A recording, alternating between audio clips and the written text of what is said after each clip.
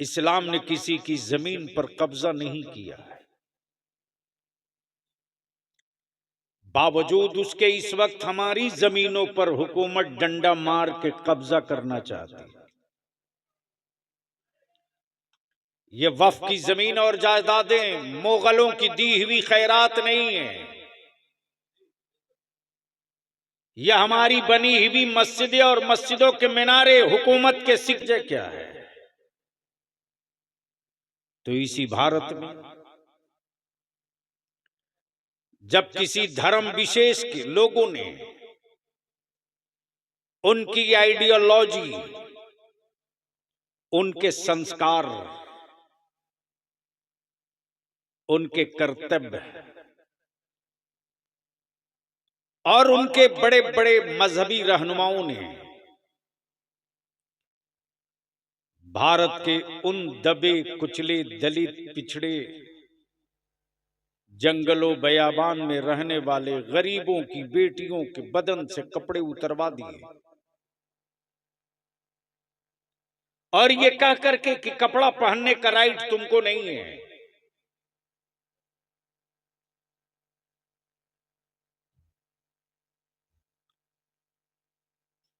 तुम्हारी बेटियां यूं ही नंगे रहेंगी और सामंतवादियों की औलादें उन्हीं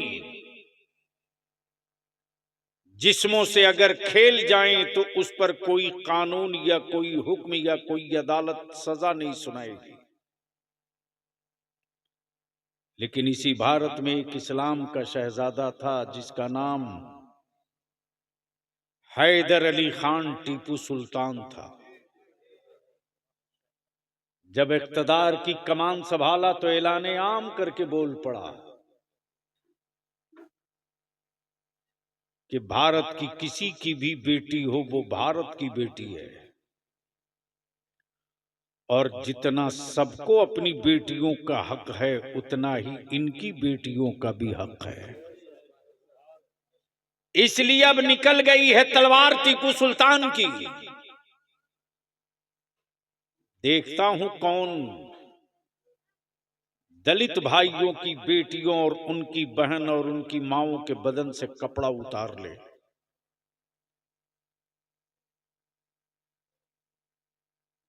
अरे क्या कर रही हो?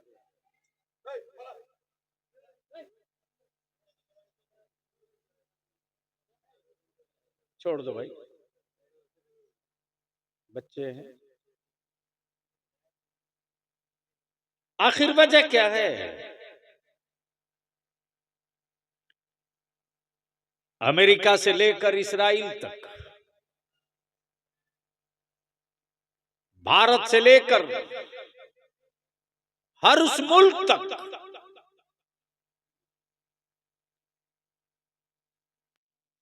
से नहीं बने हैं।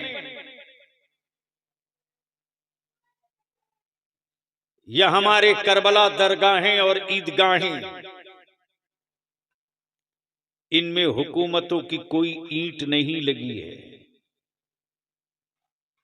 जमीन मेरी, तामीर हमने की। जमीन मेरी, बनाए हम। और अगर कोई हुक्मरान ये सोचता है कि मुसलमान है कर ही क्या सकता है, तो बलियावी आज से नहीं बरसों से चीख रहा है।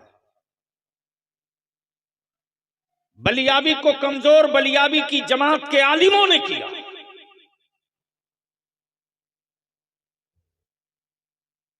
20 साल पहले मैं बिहार, बंगाल, झारखंड, उड़ीसा में घूम घूम कर कहते रहा, फार्म जिला जिला भेजते रहा कि अहले सुन्नत के लोगों अपनी अपनी मस्जिद, अपने अपने मदरसे, ईदगाहों की डिटेल भर के डायरेक्टरी बना लो। लेकिन आलिमों ने तवज्जो नहीं दी। बरसों से चीख रहा हूं, नशा से बाहर निकलो। सिर्फ दारू का ही नशा नशा नहीं होता। सिर्फ शराब का नशा ही नशा नहीं होता,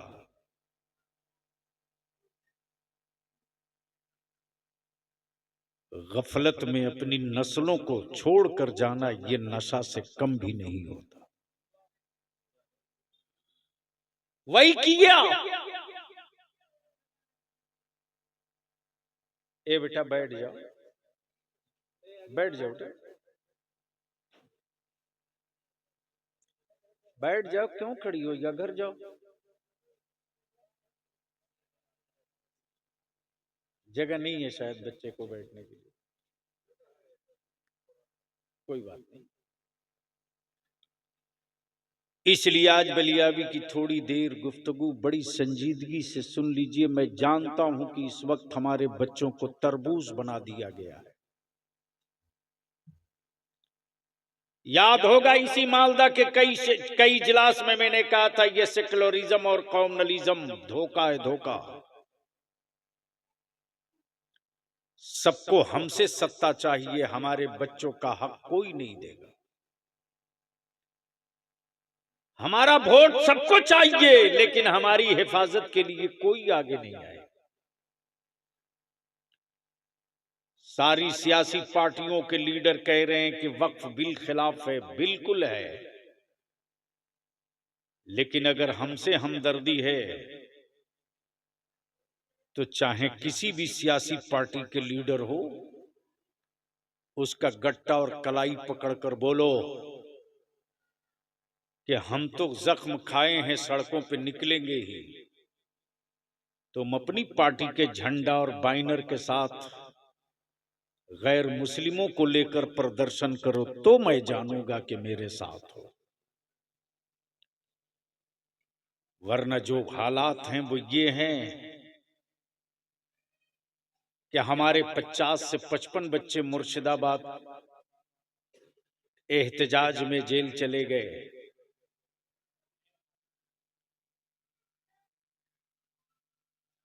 बेईमानों ने बदतमीजियां की।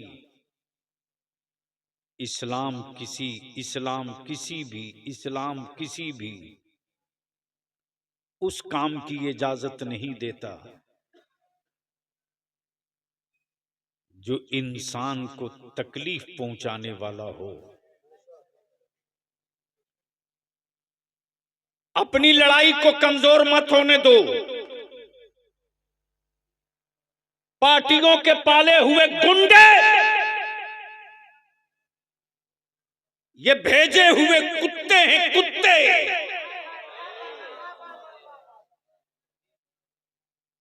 जो गलत हरकतें करते और बदनाम आलिम और मुसलमान होता।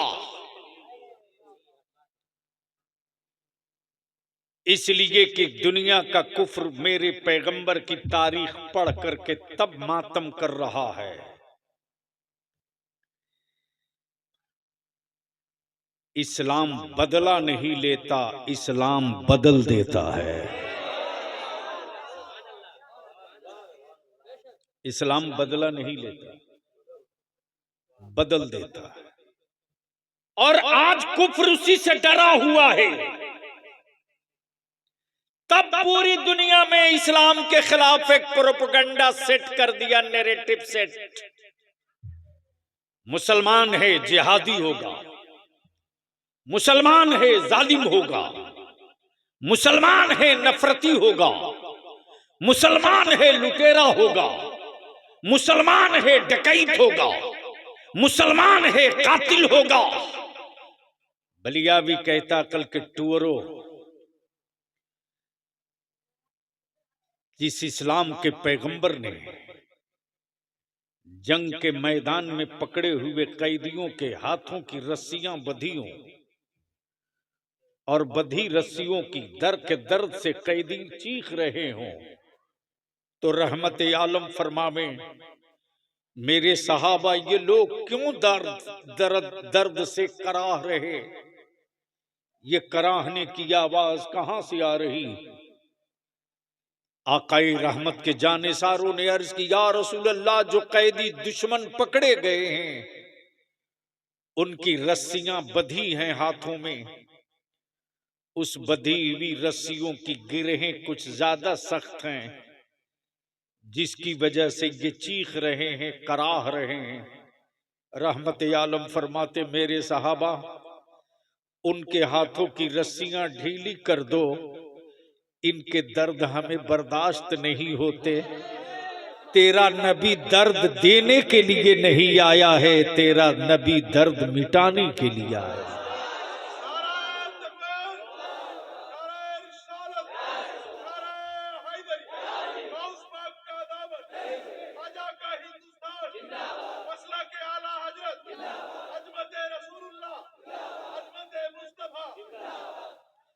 दर्द तो हमने बर्दाश्त किए, जंगे आजादी की लड़ाई का दर्द हमको मिला। भारत की तकसीम के बाद से मुस्तकिल दर्द अब तक हमको मिला। दर्द तो हम खाए हैं, लेकिन कभी भारत से गद्दारी नहीं की, कभी हिंदुस्तान से गद्दारी नहीं की। जब मुल्क में एक संविधान, एक कानून, जब एक आईन, एक संविधान, तो याद रखो हुक्मरानों, जो ईमान वाला शहादत का जाम पीकर अंग्रेजों को भगाना जानता है, वो ख्वाजा का गुलाम भारत को बचाना भी जानता है। नारे तकबीर, नारे तकबीर, नारे रिसालत। मेरे ख्वाजा का हिंदुस्तान, मेरे ख्वाजा का हिंदुस्तान, मसलक आला हजरत हजरत अल्लामा मौलाना गुलाम रसूल बलियाबी साहब किबला। नारे तकबीर, नारे रिसालत। जख्म खाकर मुस्कुराते रहना, ये मेरे नबी की सुन्नत है। जख्म खाकर मुस्कुराते रहना, ये मेरे मुस्तफा की सुन्नत है। लेकिन बलियाबी तो परेशान है यार।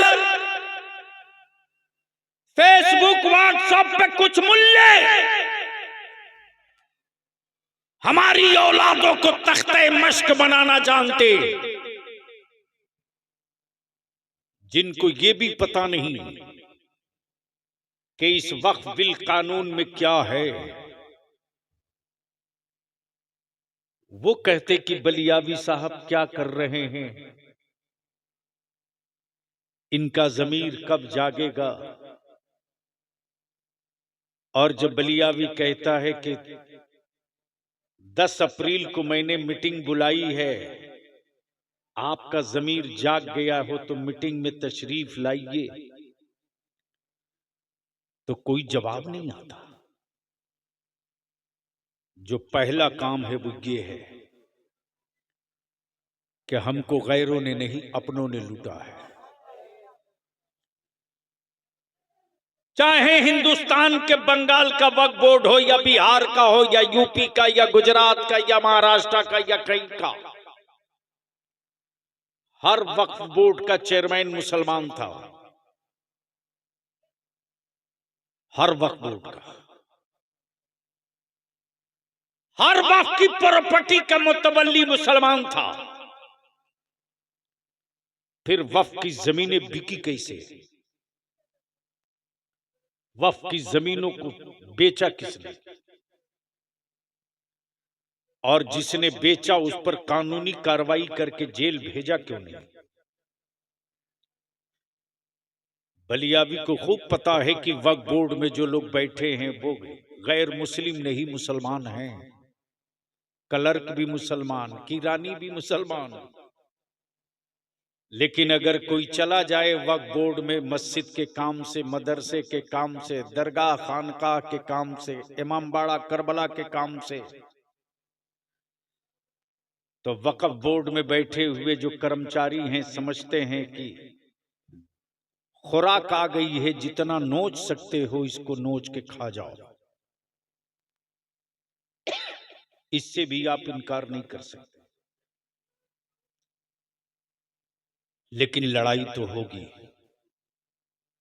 अच्छा, एक बात मैं पूछूं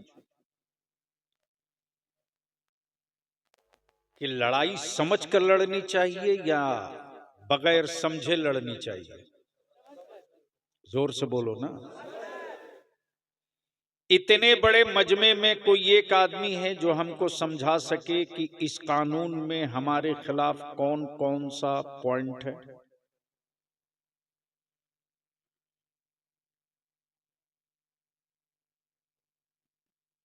जीरो।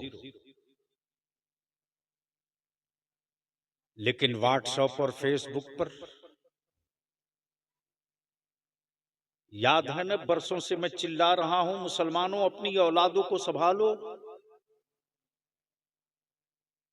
आज बरसों से चीख रहा बलियाबी की व्हाट्सएप फेसबुक पर बगैर सोचे समझे, बगैर उसकी सच्चाई को जाने हुए शेयर करने वालों, मेरे अजीज बच्चों, तुम तो बर्बाद हो ही रहे हो। अपने माँ बाप, बूढ़े माँ बाप और घर और गांव को क्यों बर्बाद कर रहे हो? तुमने तो सोचा कि मैंने फला दोस्त को भेज दिया है, लेकिन शायद तुझे पता नहीं कि तेरे दोस्त के यहां जाने से पहले पहले उस तक पहुंच गया है जिसके जिम्मे एक ही काम है कि मेरा निशान कैसे मिटेगा, मेरे बच्चों को दहशतगर्द कहने का मौका कब मिलेगा। यूपी में बुलडोजर नंगा नाचे, कोई कानून नहीं, एक हरामखोर नहीं बोला ये जुल्म है। लेकिन मुर्शिदाबाद पर सब सबक पढ़ाने, ज्ञान देने आ गए हैं। मैं इसकी सख्त निंदा मजम्मत करता हूं। किसी मजहब का कोई हो, आप अपनी बात करो, अपने हक की बात करो। किसी की दुकान और मकान जलावे कोई और इल्जाम मेरे बच्चों के सर पे मढ़ा जाए, दीदी को भी इस इजलास के जरिए मैं कहना चाहूंगा कि इसकी अदालत के जरिए जांच कराइए, इसलिए कि इसके अंदर से महक आ रही है कि हमारे बच्चों को बदनाम करने के लिए कोई साजिश रची गई है, ताकि पूरे मुल्क में जो गैर मुस्लिम इसके खिलाफ वक्फ बिल की हिमायत में खड़ा हो रहे हैं, उनको रोका जा सके। उसकी प्लानिंग का हिस्सा है ये। इसकी जांच होनी चाहिए। बोलो, होनी चाहिए कि नहीं होनी चाहिए? होनी चाहिए कि नहीं होनी चाहिए? जांच अगर कोई जज कर दे बढ़िया से तो जरूर निकल आएगा कि मुसलमानों को बदनाम कराने के लिए, इस लड़ाई को कमजोर करने के लिए और हिंदू मुस्लिम को बांटने के लिए यह हरकत कराई गई है। इसलिए मैं गुजारिश करूंगा, यूट्यूबर जितने हमारे बैठे हैं, विजुअल और शेयर बढ़ाने के लिए अल्लाह के वास्ते वो हेडिंग मत लगाओ। इससे तुम्हारा थोड़ा भला होगा, लेकिन नुकसान बहुत हो जाएगा तेरी मिल्लत का। तो थोड़ी देर गुफ्तगू कर दूं। जिस आयत करीमा की तिलावत किया है, दुरूद शरीफ पढ़ लेता। इसको बंद कर दीजिए। आखिर इस्लाम से लोगों को तकलीफ क्यों है?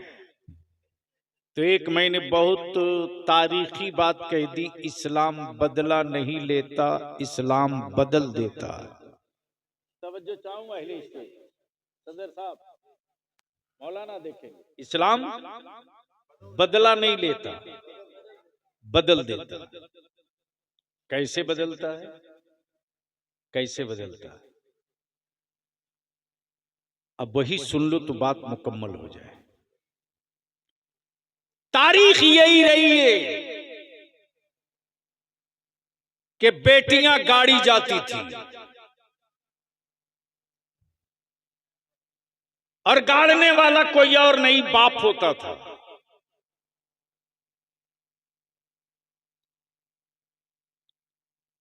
बेटियों की आबरू लूटने वालों को जो माला पहनावे, वो हुक्मरा अगर कहे कि बेटी बचाओ, तो ये इसे ही लगता है कि कोई अपराधी लोगों को ज्ञान दे रहा हो कि आप इंसान बनिए। क्या यही सही है जैसे कोई डकैत किसी को कहे कि आप चोरी मत कीजिए। इस्लाम बदला नहीं लेता। बेटियां दफन हो रही थी, माएं सिसक रही थी, बेटियां गाड़ी जा रही थी, माएं आंसू बहा रही थी। गढ़ती हुई बेटियों को देखकर बाप कुछ भी था, इंसान था, गढ़ने वाली बेटियों से आंखें मिलाने की हिम्मत नहीं रखता था, बेटियां गाड़ देता था। मेरे पैगंबर ने आने के बाद, जमीन पर तशरीफ लाने के बाद, रहमत आलम ने बेटियों को जिंदा गाड़ने वालों से बदला नहीं लिया। रहमत आलम ने उसी बाप को बदल के रख दिया और बता दिया बेटियां गाड़ी नहीं जाएंगी। आज जो तेरी बेटी कहला रही है, कल इसी बेटी के कदमों के नीचे उसकी औलादों की जन्नत होगी। बेटियों का मकाम बचाकर मुस्तफा ने बाप बदल दिए, बेटियों के बाप बदल दिए, बाप का जहन बदल दिया, बाप की सोच और नजरिया बदल दिया। जब इस्लाम मक्के में तेजी से चल पड़ा और 39 लोग इस्लाम कबूल कर लिए। कितना? 39। कितना? जब 39 लोग इस्लाम कबूल कर लिए, तब अरब के काफिरों ने मीटिंग की और उस दौर के दबंग फारूक आजम से कहा, ए उमर, 39 लोग मुसलमान हो गए, हम पूरी ताकत लगा दिए पैगंबर इस्लाम के खिलाफ प्रोपेगेंडा करने में। जादूगर कहे माजल्लाह कामयाब न हुए, साहिर कहे कामयाब न हुए, पत्थर मारे कामयाब न हुए, राह में कांटे डाले कामयाब न हुए, बदन पे गंदगी पे कूड़े फेंके कामयाब न हुए, उनके घर का घेराव किया, कामयाब ना हो सके, काबे के तवाफ से रोक दिया, कामयाब ना हो सके। अब तुम ही कुछ करो। तब उस दौर के उमर ने तलवार ली और लेकर निकले, ये कहते हुए कि जब मैं नबी को ही नहीं रहने दूंगा तो इस्लाम कहां रहेगा, जब रसूल ही को नहीं छोड़ूंगा तो इस्लाम कैसे रहेगा। जैसे ही खबर मिली रहमत आलम को कि उमर चले हैं पूरे तेवर के साथ मेरे कत्ल के लिए, सैयदना अबू बकर अर्ज करते, या रसूल अल्लाह अलैहिस्सलाम, मेरे माँ बाप आप पर कुर्बान। उमर की नीयत अच्छी नहीं लग रही। रहमत आलम मुस्कुरा के फरमाते, ओ उमर, ए अबू बकर, उमर 40 नहीं पूरा होने देंगे, आने दो। आज उमर को ही दाखिले इस्लाम करके 40 की तादाद पूरा किया जाए। अब 40वां से झगड़ा किसको किसको है भाई?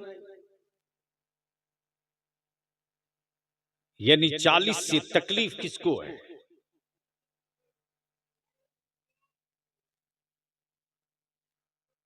इस पर फिर कभी इस इलाके में आएंगे, कोई याद दिला देगा तो गुफ्तगू लंबी हो जाएगी। चूंकि डॉक्टर के एडवाइस के हिसाब से मैं कुछ ज्यादा आगे जा रहा हूं। मुंह में 6 टाके अंदर पड़े थे। 1 माह 10 दिनों तक तेरा बलिया भी सिर्फ लिक्विड और दुआओं की बाकी रहा। मुसलमान इस्लाम बदला नहीं लेता, बदल देता है। जब सैयदना उमर चले थे तलवार लेकर, तब रास्ते में किसी ने मुस्कुरा के कहा, ए उमर बड़ा इतरा के जा रहे हो, कहां जा रहे हो? आए आए, क्या कहा? बड़ा इतरा कर जा रहे हो, कहां जा रहे हो? तब सैयदना उमर ने यही कहा था कि मैं जा रहा हूं उनका काम तमाम करने। आए हाय, कहने वाले ने कहा, उनकी तरफ बाद में जाना, पहले अपने घर की खबर ले लो। कब बोलोगे यार, बोल दो। समझो चाहो क्या कहा? पहले अपनी बाड़ी की खबर लो। अब तो बोल दो बंगाल के बाड़ी वालों।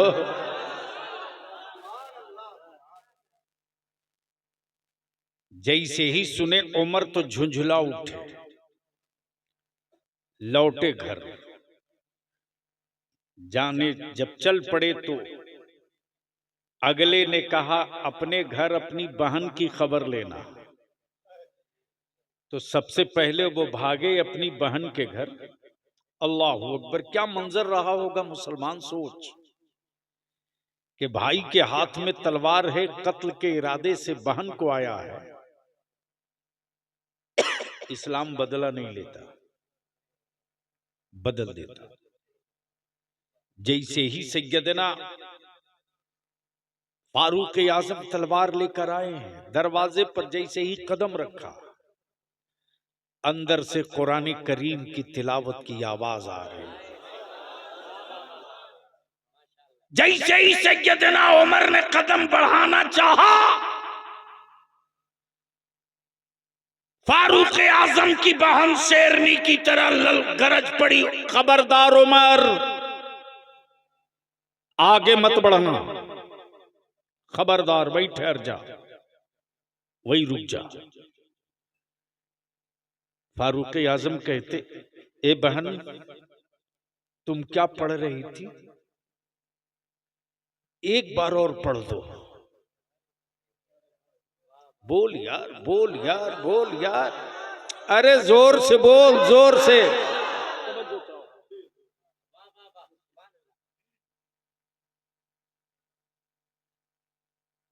अरे अभी कितने दिन हुए सत्ता संभाले तुझको? क्या क्या तूने बेच दिया? ये उस उमर की बात बलिया भी कर रहा, जिस उमर के इक़्तिदार में कभी सूरज नहीं डूबा था। तुम 140 करोड़ न संभाल सके, वह मेरा अमीरुल मोमिनीन फारूक आजम है, जिसकी हुकूमत दरिया और समंदर पर भी चला करे। बात तुम इस्लाम की करते हो। डर इसीलिए लगता है, तब एक नैरेटिव और प्रोपेगेंडा सेट किया गया कि जहां लोग सटा इस्लाम के करीब, कि चेहरा नहीं दिल बदल देगा इस्लाम, खानदान बदल देगा इस्लाम। इसीलिए कुफ्र डरा डरा है और इस्लाम और कुरान के खिलाफ प्रोपेगेंडे करा रहा।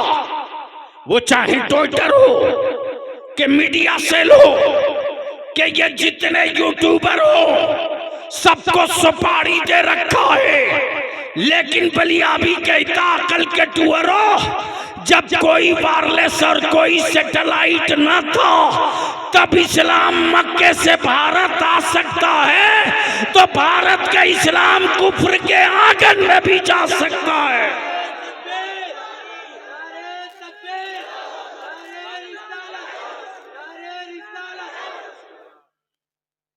शर्त यह है कि तुम मुसलमान बन जाओ। आए हाय हाय, बोल दो तो बोल दूंगा, बोल दे जोर से। शर्त यह है कि तुम मुसलमान बन जाओ। जब तुम मुसलमान बन जाओगे तो तेरे घर में कभी शराब की बोतल नहीं खुलेगी। जब तुम मुसलमान बन जाओगे तो तेरे घरों में कभी सूद के पैसे की रोटी और सब्जी नहीं बनेगी। जब तुम मुसलमान बन जाओगे तो तेरे घरों के अलमारियों में सूद का कोई एक नया पैसा नहीं आएगा। जब तुम मुसलमान बन जाओगे तो तेरी मस्जिदें खाली नहीं रहेंगी, लगेगा हर दिन ईद है। जब तुम मुसलमान बन जाओगे तो तेरी बेटियां बेपर्दा नहीं, हया की चादर में सड़कों पर दिखेगी। जब तुम मुसलमान बन जाओगे तो तेरे बेटे गाना नहीं गाएंगे, मुस्तफा की नाम पढ़ेंगे। शर्त यह है कि तुम मुसलमान बन जाओ, और जब तुम मुसलमान बन जाओगे ना तो तुम्हारे दरवाजों पर पर्दे लगे रहेंगे। बोलोगे तो बोल दूंगा, जोर से बोल, जोर से। इस्लाम को कुफ्र से डर नहीं लगता, लेकिन पूरी दुनिया के कुफ्र को इस्लाम से बड़ा डर लगता है। इस्लाम बदला नहीं लेता, बदल देता। आ गए उमर, जैसे ही कहा एक बार और पढ़ दो, बहन ने फिर पढ़ा। उमर ने उठकर आगे बढ़ना चाहा। बहन कहती, खबरदार उमर, खबरदार उमर, आगे मत बढ़ना, ये अल्लाह की किताब है, तुम इस लायक नहीं हो कि इसे छू सको। उमर आगे मत बढ़ना। फिर से देना। उमर कहते कि एक बार और पढ़ दो ना, दिल को बड़ा सुकून मिल रहा है। आए हाय, बोल बोल बोल बोल बोल। तब बलिया भी कहता, ईसा ले सवाब का सबूत मांगने वाले, जब उमर जैसे बहादुर के बेचैन दिलों को बहन की तिलावत से सुकून मिल सकता है, तो कुरान की तिलावतों से कब्र वालों को सुकून कैसे नहीं मिलेगा।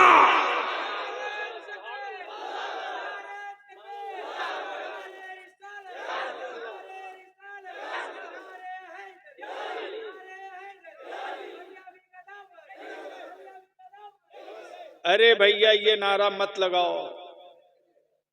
इस वक्त पूरा बंगाल और खास तौर से उत्तर दिनाजपुर, मुर्शिदाबाद, मालदा,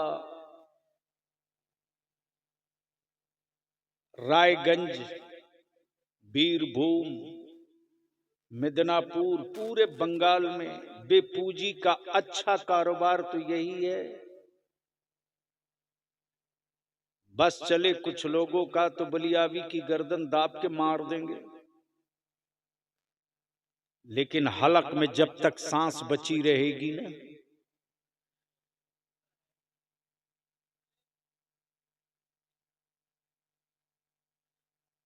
उनके खिलाफ बलियावी की जंग जारी रहेगी, जो मेरे आका की उम्मत के जवानों को अंधभक्त बनाने की बात करते।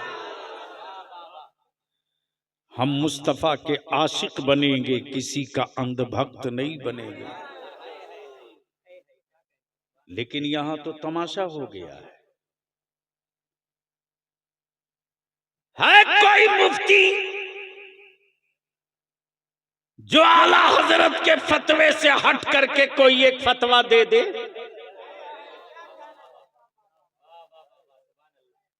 यानी सवाल का जवाब लिखने के लिए आला हजरत चाहिए। जलसे में आला हजरत का नारा लगे तो पेट में दर्द होगा।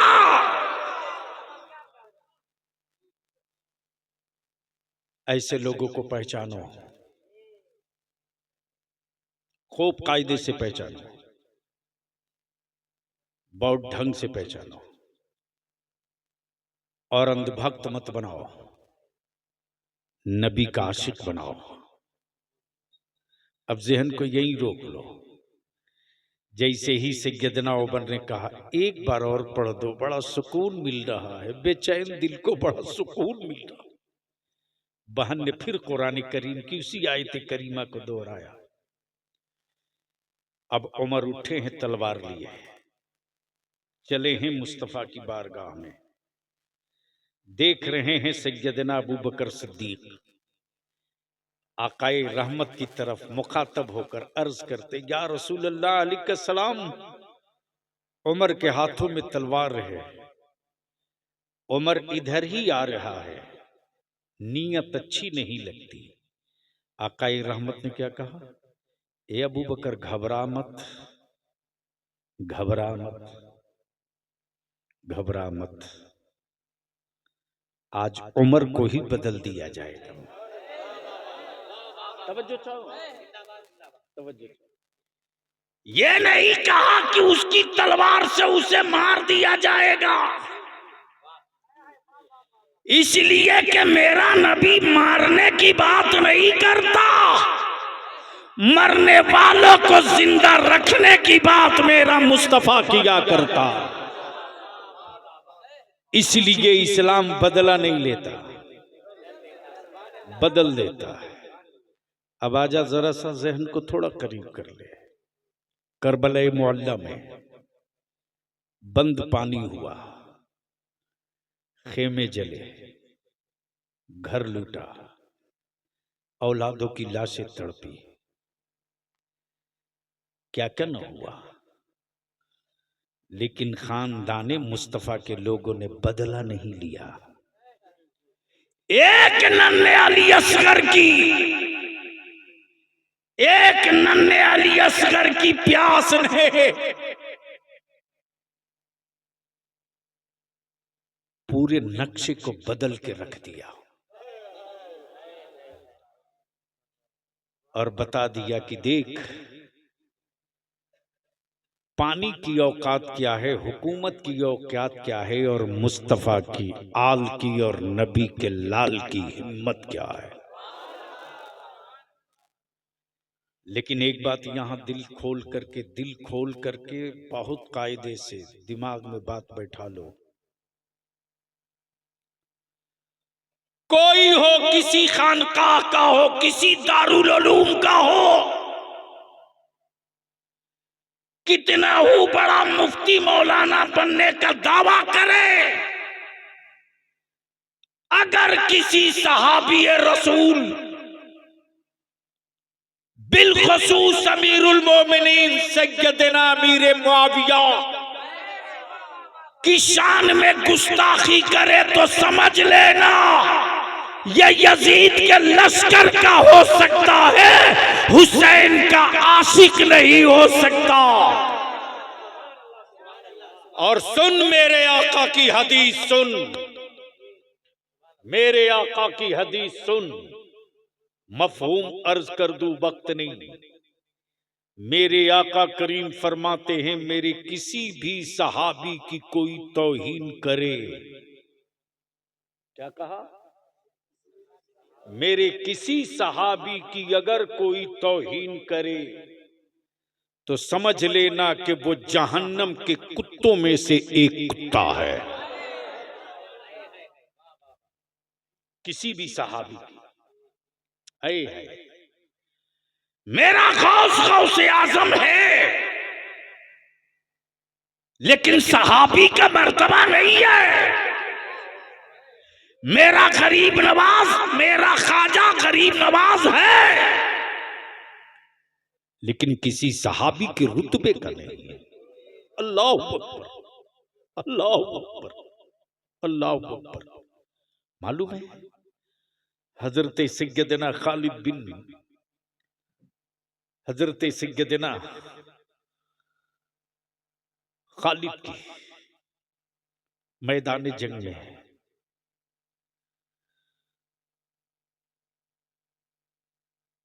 अचानक लड़ाई बंद कर दी है, सारे जानेसार परेशान, अब क्या होगा, हम जंग हार जाएंगे, हम पर हमले हो रहे। लेकिन हजरत सैयदना खालिद की कैफियत ये कि वो घोड़े से नीचे उतर करके अपना अमामा ढूंढ रहे हैं, अमामा ढूंढ रहे हैं। आप सोचो जरा, तलवारें चमक रही हो, गरज रही हो, इसी बीच में वो अपना अमामा ढूंढ रहे हैं, अपना अमामा ढूंढ रहे हैं और कह रहे लोगों तलवारें रोको, अमामा ढूंढो। कमांडर है, अमामा ढूंढवा रहे हैं।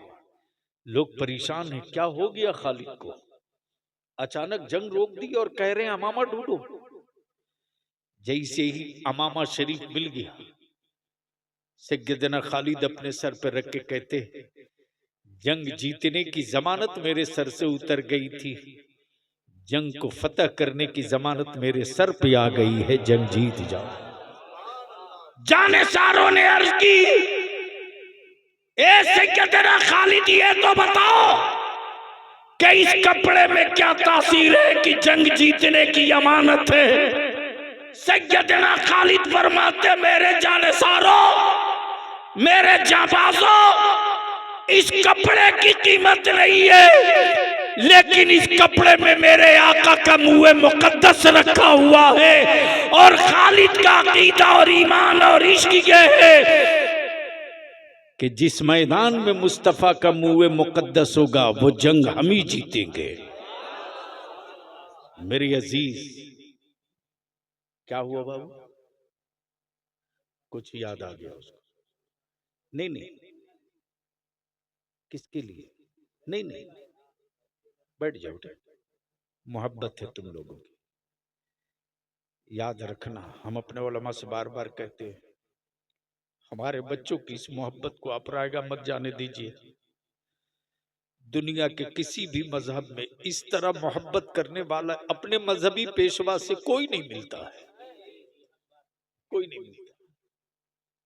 मौलाना, आज तक मैंने नहीं देखा है कि किसी बाबा के लिए कोई गंदा वगलदान धुल करके ले जाकर के रखता हो, नहीं देखा।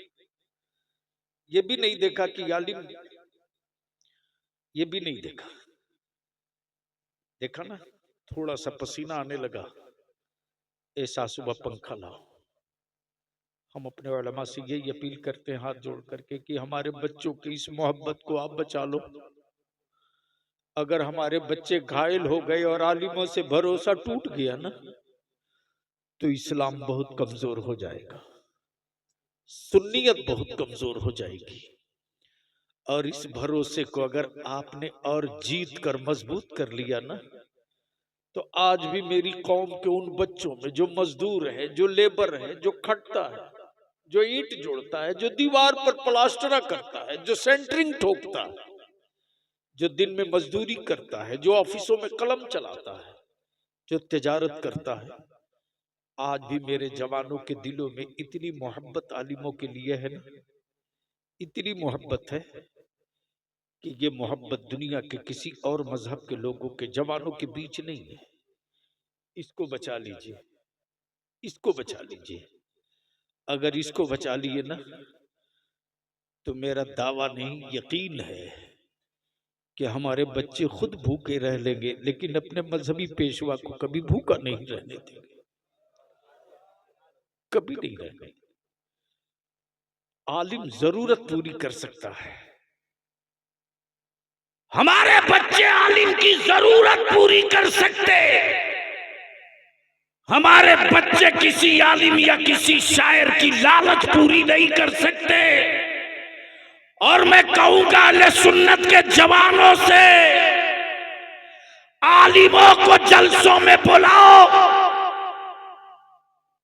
जो दरसगाहों से फारिग हो, नबी के आशिकों को जलसे में बुलाओ।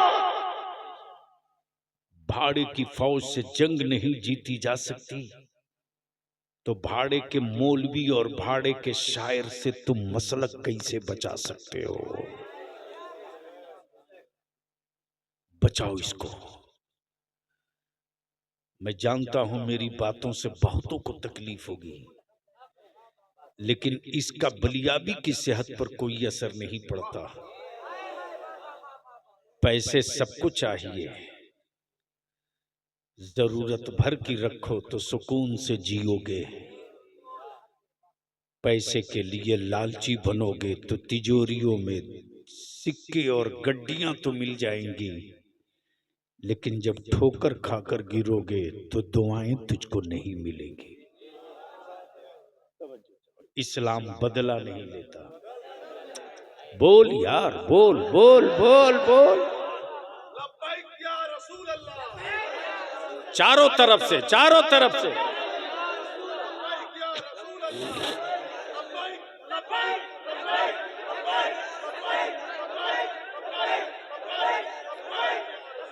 चारों तरफ से हाथ उठा लो, बता दो इकट्ठा हो गए हैं मुस्तफा वाले। अल्लाह, मेरे साथ लगा दो, सारा मजमा हाथ दोनों उठाना। लब्बैक या रसूल अल्लाह, अल्लाहुम्मा लब्बैक या हबीब अल्लाह, लब्बैक या रसूल अल्लाह। नीचे करो। इस्लाम बदला नहीं लेता, बदल देता है। और इसीलिए गुजरात वाले को डर लगता। प्रॉब्लम इसी का है कि हर तरह का ऑफर और छूट देने के बाद भी अब्दुल्ला महेश न बना, शाकिर रमेश न बना, लेकिन न जाने कितने लोग अब्दुल्ला अब्दुल करीम बन गए। तब डर लगा तो कहा कि अगर वही जमीन वफ करेगा जो कम से कम 5 साल तक मुसलमान हो, तो बलियाबी अगर यही दोहरा दे कि फिर मंदिरों के लिए जमीन वही दे जो कम से कम 5 साल तक हिंदू रहे।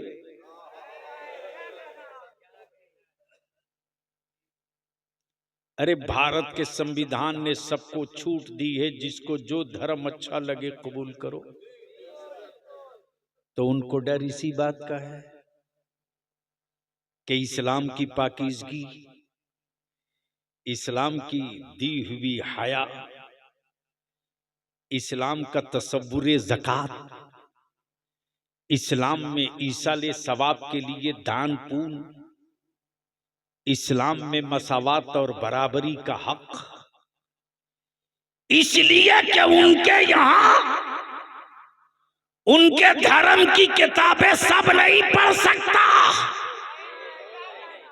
डर इसी बात का है कि उनकी किताबें एक बिरादरी विशेष के लोग पढ़ेंगे, लेकिन इस्लाम का कुरान तो वो किताब है कि कोई भी पढ़ सकता है।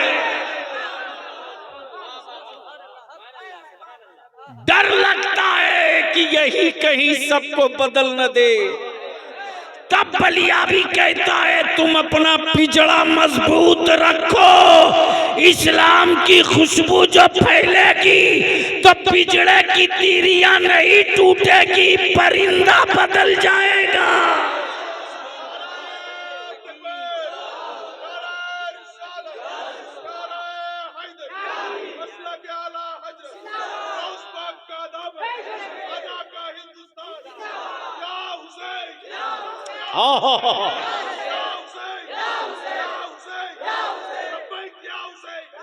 सुभान अल्लाह। एक बात दिल में लिख लो, जो बरेली के इमाम अहमद रजा के मसलक पर चलने वाला है वही सच्चा हुसैनी है। सैयदना अबू बकर सिद्दीक को छोड़कर कोई मौलाई नहीं हो सकता, और सैयदना मौला अली को छोड़कर कोई हुसैनी भी नहीं हो सकता। ये बड़ा नाजुक रास्ता है।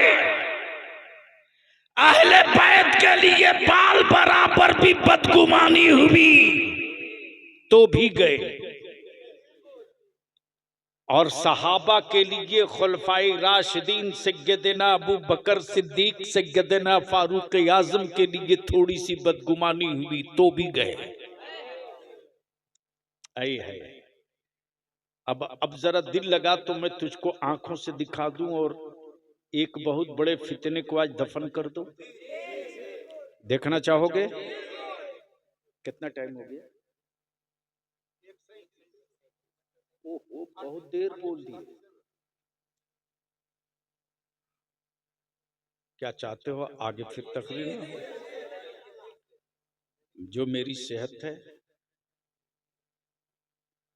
मैंने मोहब्बतों का ख्याल किया, तो जिस तरह आप मेरी सेहत का ख्याल करोगे। बस एक वाकया।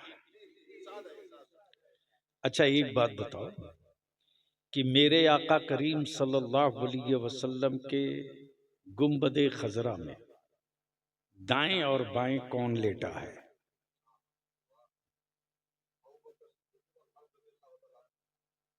यही है ना? यही है ना? मेरे आका ने मौला अली को क्यों नहीं रखा?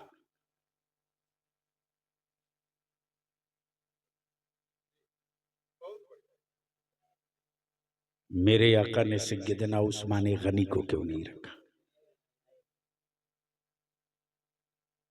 वो तो कासिमे कुल है। तब ताजुशरिया ने इश्क की चादर खसकाई और क्या कहा? जहां बानी अता कर दे। क्या कहा? भरी जन्नत, खाली जन्नत नहीं। बोल यार, बोल यार, बोल। उनमें हमें यही फर्क है,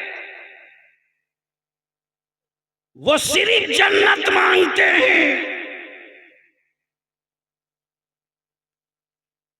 और मेरे आला हजरत का वारिस भरी जन्नत मांग रहा है। मौलाना तब बलियावी कहता, अगर बत्ती मोमबत्ती बेचने वालों को आला हजरत समझ में नहीं आएंगे। धागा बेचकर हवेली बना सकते हो, धागा बेचकर रजा नहीं समझ सकते। क्या कहा? भरी जन्नत आए है। नबी मुख्तारे कुल है। हजरत क्या कहा? ये नहीं कहा कि सिर्फ मुख्तार है। मुख्तारे कुल का क्या क्लियर कर दिया कि बादे अल्लाह जो किसी के पास नहीं, वो सब मोहम्मद रसूलुल्लाह के पास। हाय हाय मेरी अजीज, गोया मेरे आका की निगाहे नबूवत देख रही थी कि कल का फितना होगा, मेरी उम्मत को तोड़ा जाएगा, कुछ लोग मेरी आल की को ढाल बनाएंगे और कुछ लोग मेरे सहाबा को ढाल बनाएंगे और उम्मत के टुकड़े किए जाएंगे। तब नबी ये कौनैन ने फरमाया, कब कब कब जब खाने काबा से बुतों की सफाई हो रही थी और एक बुत बहुत ऊपर था, एक बुत बहुत ऊपर था, तो सैयदना मौला अली शेर खुदा फातिह खैबर ने अपना कांधा पेश किया और क्या कहा? या रसूल अल्लाह, मेरे कांधे पर सवार हो जाइए। नबी रहमत ने क्या फरमाया? ए अली, तुम नबूवत का बोझ नहीं बर्दाश्त कर सकते। अल्लाह अकबर, अल्लाह अकबर। तुम नबूवत का बोझ नहीं उठा सकोगे, लेकिन जब हिजरत की रात आई और आकाए रहमत मक्के से हिजरत किए तो जहां तक रेतीली जमीन रही, मुस्तफा पैदल पैदल, और जहां से पथरीली जमीन मिली, आकाई रहमत फरमाते, अबू बकर इधर आओ, अबू बकर इधर आओ, अपना कांधा लाओ, सवार करो मुस्तफा को, सवार करो मुस्तफा को। कांधा सैयदना अबू बकर का, सवार नबियों का ताजदार हो रहा। गोया उसी दिन क्लियर हो गया कि आकाए रहमत के बाद इस उम्मत का बोझ किसी और के कांधे पर नहीं जाएगा, सैयदना अबू बकर के कांधे पर जाएगा। और उसी दिन क्लियर हो गया। आकाए पाक ने गुंबदे खजरा में दाईं तरफ अबू बकर को, बाईं तरफ फारूक आजम को, इसके पीछे किए भी राज के अदब सीखना हो मेरी बारगाह में आने का, तो अबू बकर से सीख कर आना, और अगर गुरूर में आओगे तो कल भी उमर की तलवार थी, अब भी उमर की तलवार है।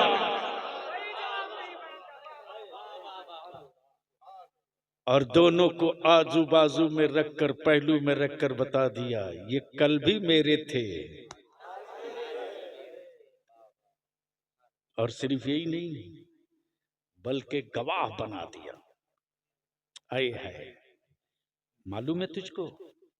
नहीं मालूम है, क्योंकि अब तो हमारे यहाँ जलसों में तकरीरें जो हो रही हैं, हमको तो तकरीर आती नहीं, ये तो मेरे ताजदारे अहले सुन्नत मुफ्ती आजम की अता है, रईसुल कलम ताजु शरीया की दुआ है, वरना मुझ जैसा कम पढ़ा कहां से तकरीर कर सकता है। ये मेरे बस का नहीं। मेरे अजीज, बस ज़हन को थोड़ा सा करीब कर लो, थोड़ा सा। इस्लाम बदला नहीं लेता। जोर से बोल, जोर से बोल, जोर से। ये वही इस्लाम है जिसने मक्का बदल दिया, बेटियों का वकार बदल दिया, बूढ़ों का मकाम बदल दिया, काबे की अजमत बदल दी। ये वही इस्लाम है। जब भारत में आ गया, कहां दिल लगाओ, बड़ी कीमती बात समझ सकते हो तो इशारे में समझना। मैं वो नहीं हूं कि किसी के बदन का कपड़ा उतारूं। वो नंगे लोग हैं जो लोगों को नंगा किया करते हैं। मुस्तफा वाले हयादार हैं, हया की चादर बांटते हैं।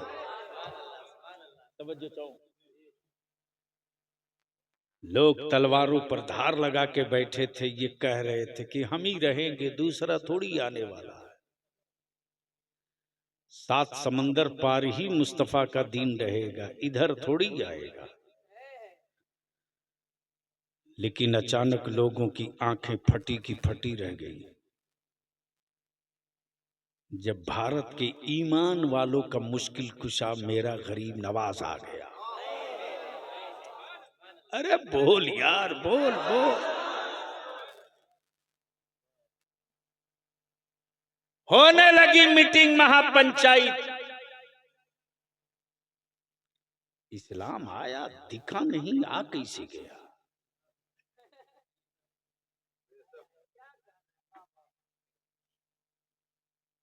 हजरत मौलाना फारूक ने, उमर फारूक साहब आए और हजरत मौलाना अबुल हसन जमान साहब पूछें जलसे वालों से, क्या नाम बाबू तुम्हारा? शराफत हुसैन। राजू कहाँ? राजू कौन था जो तारीख के लिए झगड़ा करने गया था? अरे जो तारीख लेने के लिए परेशान किया था, वो कहाँ गया? सो गया। तू ही गया था? राजा, इस हाल में भी तूने मुझको नहीं छोड़ा। दूसरा होता तो पहले बोलता कि देखो मैं तो इस हाल में हूं, कैसे आऊं। लेकिन एक अच्छी बात रही कि कुछ लोगों ने सौदा करना चाहा, इसने इनकार किया, बोला हमें भाड़े का नहीं चाहिए, अपने जलसों को जलसा रखो, तफरीह का सामान मत बनने दो। मैं ये अर्ज कर रहा था, क्या कर रहा था, आ गए मौलाना उमर फारूक साहब और मौलाना हसनुज्जमा साहब पूछ रहे हैं कि मौलाना उमर फारूक दिखे नहीं लेकिन आ गए, रास्ता तो यही था, आई किधर से? तो सट्टारी के सदर साहब ने कहा, रे मैं तो यही इसी रास्ते से आया हूं, मेरे आगे आगे तो वही जा रहे हैं। लगता है आपकी नजर दाएं बाएं गई होगी, इसी बीच में वो आ गए। बददिल लगाना, इस्लाम बदला नहीं लेता। जैसे ही देखा कुफ्र की मीटिंग शुरू, बैठ गए मठाधीश। ये है कौन जिसके दाएं बाएं आगे पीछे इर्द गिर्द भीड़ लगी है? और कमाल ये है कि जो भी जाता है उसी के साथ उसी के प्याले में खाता है। यहां तो एक दूसरे के कुएं पर पानी नहीं लेने दिया जाता। वो चले हैं इंसाफ करने मुसलमानों के साथ, जो आज तक अपने कुएं से किसी दलित को पानी नहीं लेने दिए।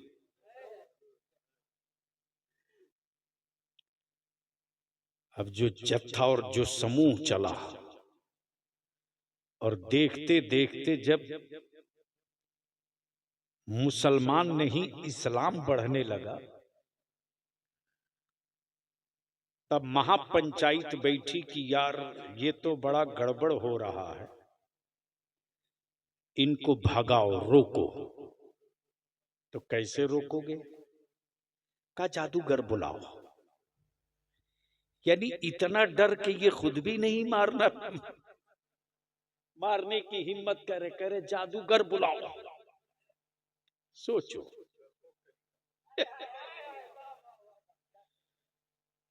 जो जादूगर से इस्लाम को मरवाना चाह रहे, लेकिन ख्वाजा तो ख्वाजा है यार।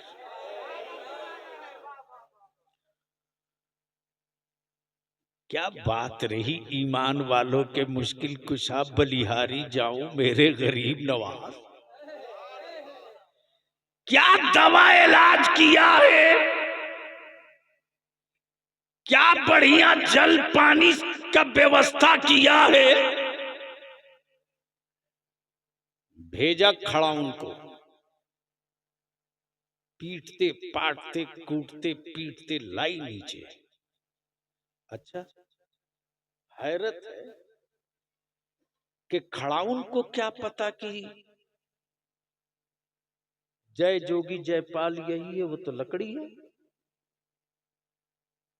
क्या हजरत, लकड़ी को क्या पता कि आप ही हजरत, वो तो लकड़ी है। लकड़ी जाकर आसमान से ढूंढ लाई नीचे, चल नीचे चल, बहुत गुंडई कर लिया, चल। तब देखा अब तो यहां भी चुक गए, अब क्या करें? कहा पानी बंद करो आना सागर का। क्या कहा? बंद करो पानी, अपने ही ठीक हो जाएंगे। तब मेरे गरीब नवाज खान ने फरमाया, अकल के टुअरो, तुम पानी बंद करोगे, मैं आना सागर ही बदल के रख दूंगा। जो बदला है आना सागर, तो कुफ्र कांप गया, तब बलियावी कहता है कि इस्लाम बदला नहीं लेता, बदल देता है। हम आपसे अपील करेंगे, गुजारिश करेंगे, वक्फ बिल, वक्फ कानून पर एहतजाज हो तो पुरअमन हो, और किसी भी सियासी पार्टी के लीडर को मत जमा होने दो अपने आंदोलन में, वरना सत्ता पक्ष और विपक्ष दोनों मिलकर अपनी राजनीति के लिए हरकतें कुछ ऐसी कर देंगे और इल्जाम मेरे बच्चों के सर आएगा। मैं तो साफ कहता हूं, किसी भी पार्टी के हो, किसी भी सियासी दल के हो, अपने नेता और अपनी पार्टी के सुप्रीमो से कहो कि मुसलमान तो जला हुआ है, आंदोलन कर रहा है। अगर सच्चे मानों में आप मुसलमानों के हमदर्द और वक्फ कानून के खिलाफ हैं, तो आप अपनी बिरादरी और अपने धर्म के लोगों को लेकर अलग निकलिए, ताकि हुकूमत पर ये असर पड़े कि इस कानून से सिर्फ मुसलमानों को ही तकलीफ नहीं है, भारत के नन मुस्लिमों को भी तकलीफ है। वरना भीड़ मेरी हो, बच्चे मेरे हों और इनके जज्बात से खेलकर रोटी आप सेकें, तो याद रखना ये नुकसान लंबा हो जाएगा। और कमाल ये नहीं कि हम कानून को हाथ में लेकर जंग लड़े। कमाल ये है कि कानून के साथ रहकर हम जंग जीत जाएं। यही मेरे आका की सुन्नत है और शरीयत भी है। और मैं तो कहता हूं कि भारत में एक ही लीडर है जिसने पूरी जंगे आजादी का नक्शा जो बनाया है, करमचंद राष्ट्रपिता बापू ने, वो किसी मुल्क के हुक्मरां की जिंदगी से सीखकर नहीं, मेरे मुस्तफा की जिंदगी से सीखकर। अहिंसा का पैगाम मेरे नबी का था, इंसानियत का तहफ़्फ़ुज़ मेरे नबी का था, और उसी पर चलकर इस मुल्क की आज़ादी की जंग लड़ी गई है। खबरदार अपने औलादों के दिलों से ये बात निकलने मत दो कि ये मुल्क उसका नहीं है। एहसास दिलाते रहो कि ये मुल्क उसी का है, और इस मुल्क में अमन के साथ अपना हक लेने का की जिम्मेदारी भी उसी की है। अल्लाह तबारक व तआला अमल खैर की तौफीक रफ़ीक अता फरमाए।